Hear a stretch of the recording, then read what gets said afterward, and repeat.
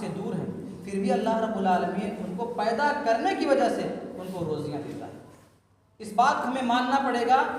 اگر جو شخص ایمان نہیں لائے ہیں ان کو بھی اللہ تعالیٰ روزیاں دے رہا ہے، جو اللہ کے ساتھ بغاوت کرتے ہیں ان کو بھی اللہ تعالیٰ روزیاں دے رہا ہے۔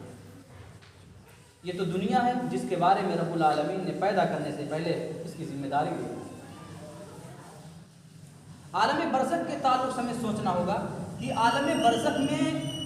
جو مراحل ہیں اس کو آسان کرنے یا اس ڈھانچے میں رہنے کے لیے کیا اس کے بارے میں اللہ تعالیٰ نے ہماری ذمہ داریاں لی ہیں؟ پورا قرآن حدیث، اللہ کا قانون، اللہ نے جتنے بھی کتابیں دنیا کے اندر آسمان سے بھیجی ہے، جو اللہ رب العالمین عرش پر ہے وہ گواہ ہے۔ کسی جگہ پہ اللہ رب العالمین نے اس کی ذمہ داری نہیں لی ہے کہ اگر آپ ایمان نہیں لاتے ہو، اگر آپ نیک عمل صالح نہیں کرتے ہو، آپ کے لیے جنت کے راستے یا عالم برزخ کے راستے آسان